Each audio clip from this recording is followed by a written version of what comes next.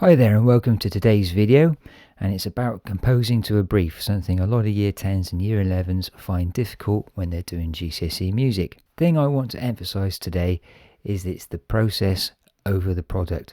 Lots of students get really intimidating by the sheer amount of ideas they think they have to produce, and there's all this stuff they can research, and we're going to really use this process over product thing to narrow your options down, which gives you a lot more freedom, ironically, rather than choosing over a million different things. Now, my imaginary brief for today, which bears more than a passing resemblance to the Educast brief this year, is Dance Music Through the Ages. And I'm going to write a piece of music trying to demonstrate process over product. So my top idea is to decide on a location or a story or situation.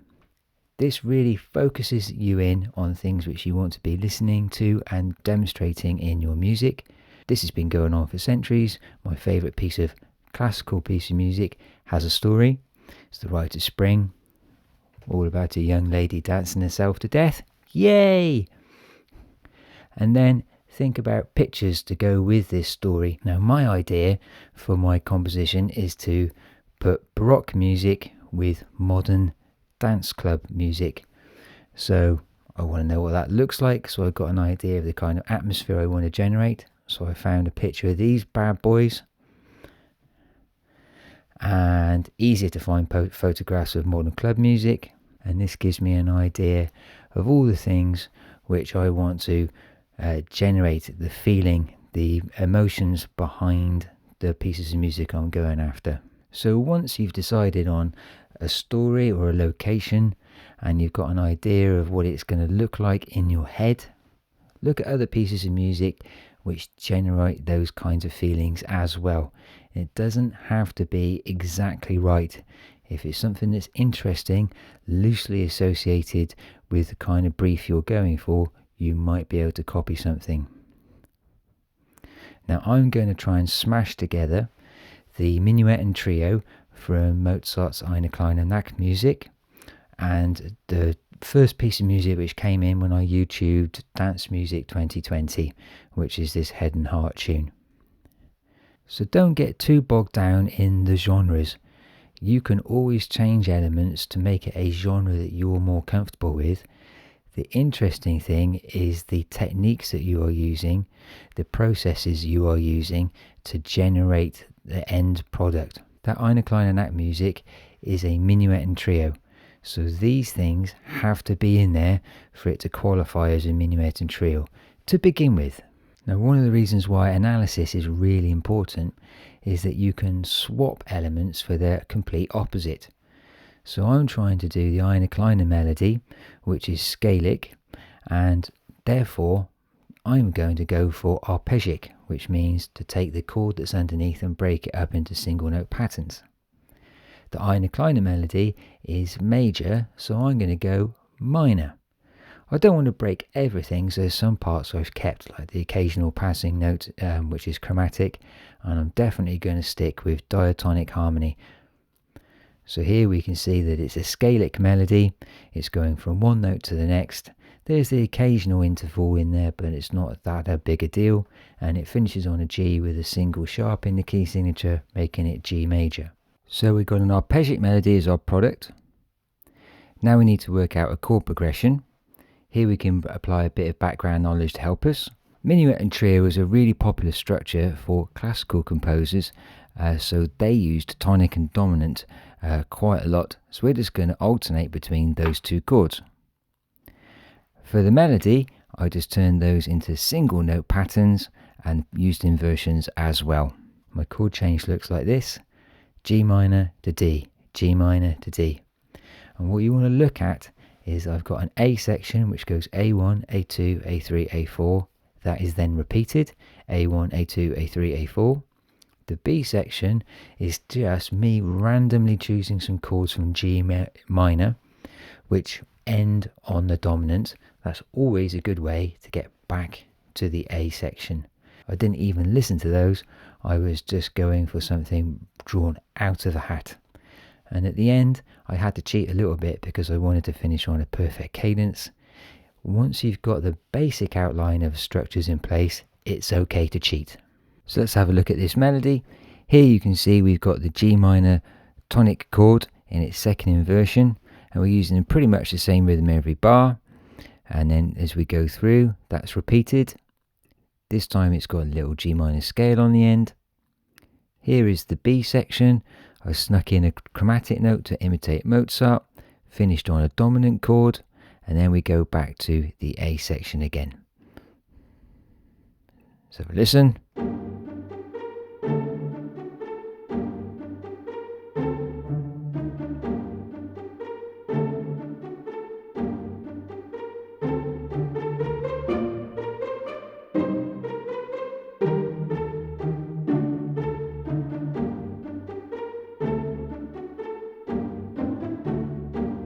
Underneath, we've just got the guys doing pizzicato, and they are doing the rest of the chords, so you can hear that now.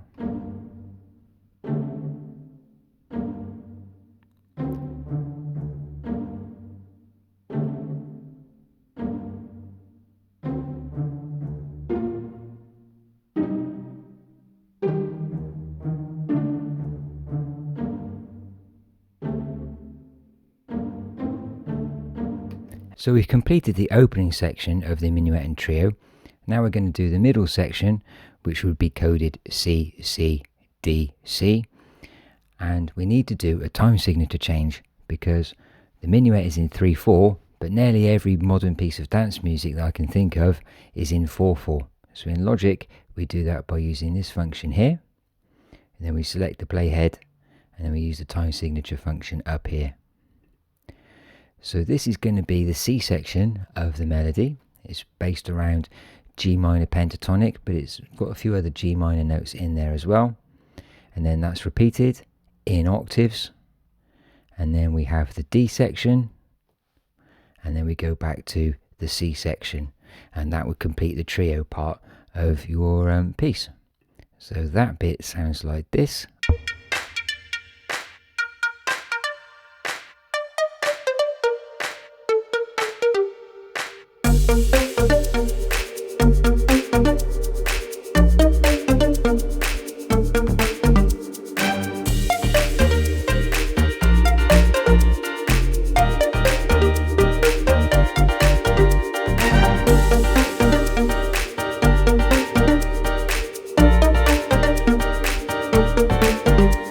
So we're using the process over product formula to come up with work that we don't necessarily know what it's going to sound like.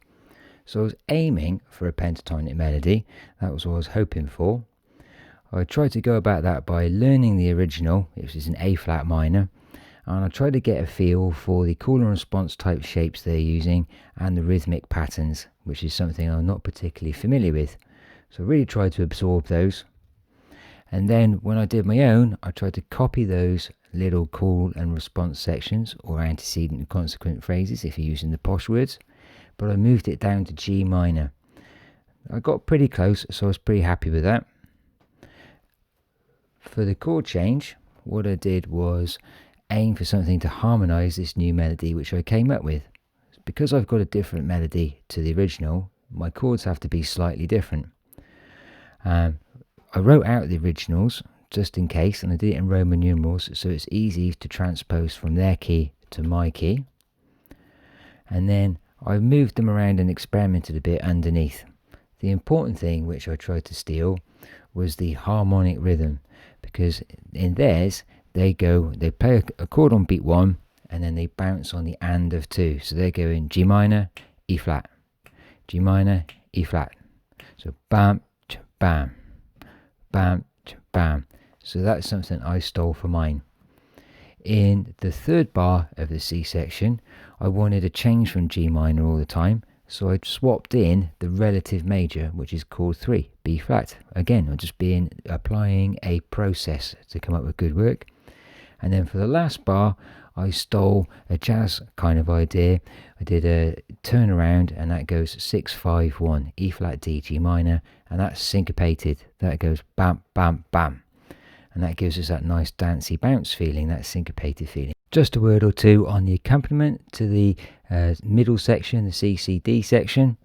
It starts with some cheesy claps on beats 2 and 4 underneath the melody, nothing else. Here then we have the bass line coming in, who's kind of copying the chord motion of changing on the 1 and the and of 2.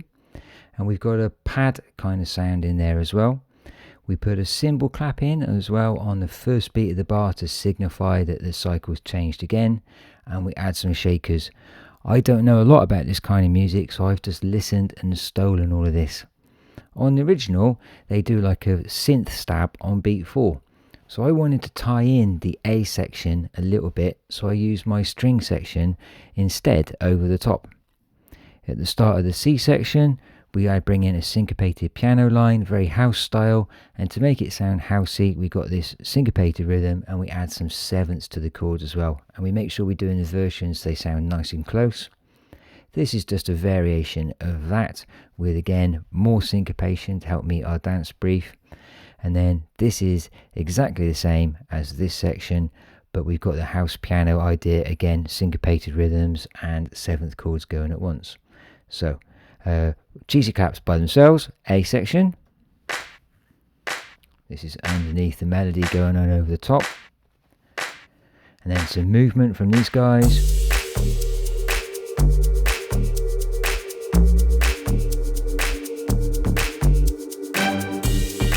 Now the piano's got a filter on it to make it sound like it's growing. Variation on this bit here. And this is the C section again. Okay, for the last part of the piece, we repeat the ABA section now, right? In the standard minuet trio form, you do. You just don't do the first A repeat. And we'd go back to our pizzicato strings and we would play exactly the same, more or less, with maybe a slightly different ending. However, that's not going to get you a great GCSE grade. What I want to do is see if I can do the dance music thing and the classical music thing at the same time. So that's the end product. I don't know exactly what it's going to sound like, but that's what I'm aiming for. So my big problem was, how am I going to do a 3/4 time signature and a 4/4 time signature at the same time? Now there are people that can do this, it's a bit beyond me, so I was struggling here. And then I remembered that lots of dubsteppy type things use half time.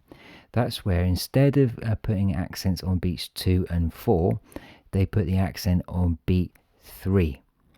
And now if we do that, that means then we can do triplet crotchets over the top, and that will give us 3/4, the triplets acting as the 3/4, and the 4/4 will come from the dubsteppy type beat underneath. Okay, and then what I need to do is also keep the structure right, so it goes A, B, A, just like a proper minuet and trio. To help explain the triplet crotchet idea, I've got this diagram here. It works out as quaver triplets grouped into twos would give you the triplet crotchets, and that means that everybody would be starting a new rhythm on beats 1 and beats 3, and that will really help my halftime feel. Okay, so I'm going to try and talk you through the last little section. So we've got our original A theme sounding like this, but it's in triplet crotchets against the tempo, so it sounds a bit faster.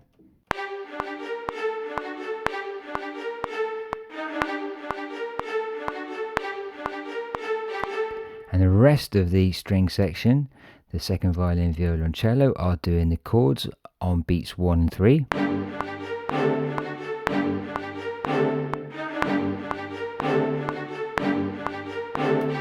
Now I did a standard dubsteppy type of drum beat underneath, and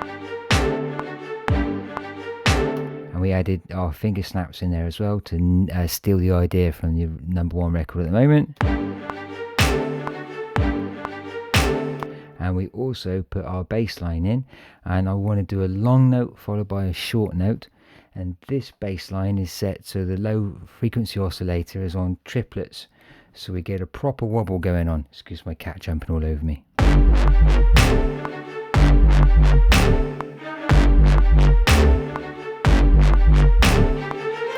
And it's got that G minor run on the end of the melody there.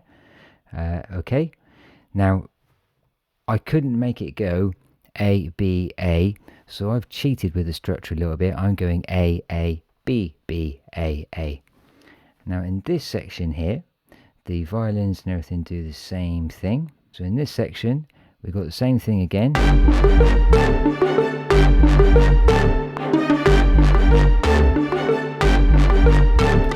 And the main melody's being doubled by our synth noise from earlier on, tying the two things together. And we've got our claps and shakers and stuff coming in as well. So the interesting thing which we did was put the piano in, doing these chords on the crotchets. So now we've got triplet crotchets and crotchets going at the same time, and it really starts to make it sound funky.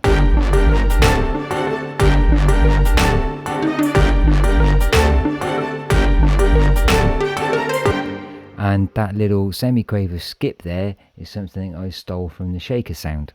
For the B section, I couldn't use the wobble sound again in the bass, so I went back to my original bass sound.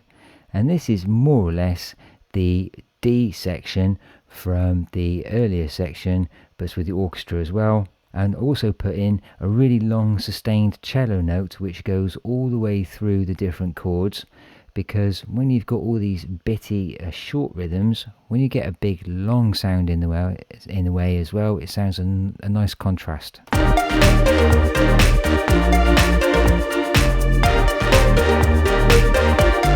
Now it steps up.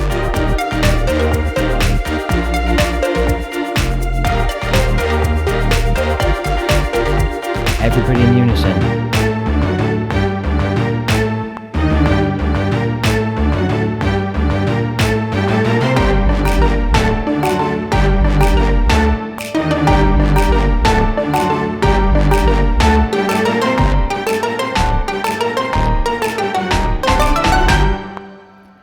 So this section here, a change of texture is always a great idea, and everybody's in octaves there. We bring back the piano in this section, so it is doing the crotchets on the beat. So we got the contrast of triplet crotchets in the other parts and the crotchets on the beat in the piano. Sounds like this.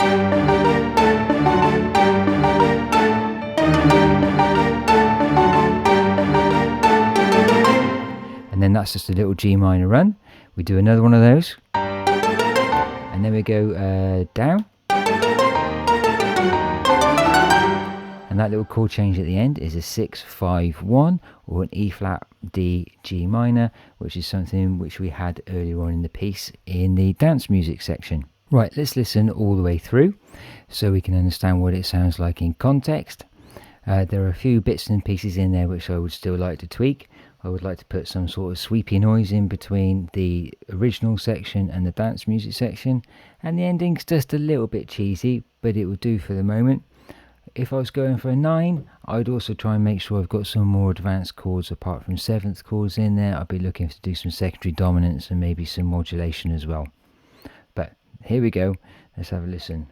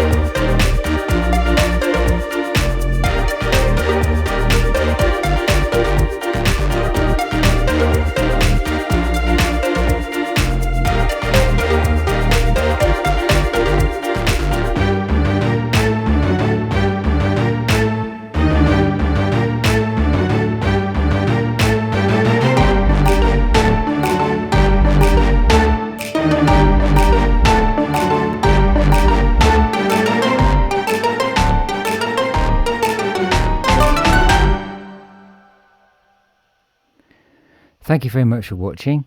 Hopefully that's an introduction into the process over product idea, that we start these things and we don't exactly know how we're going to finish. You can take lots of small ideas and end up with a big idea at the end. Thank you very much for watching again. Do the like and subscribe thing, and I will see you all again very, very soon.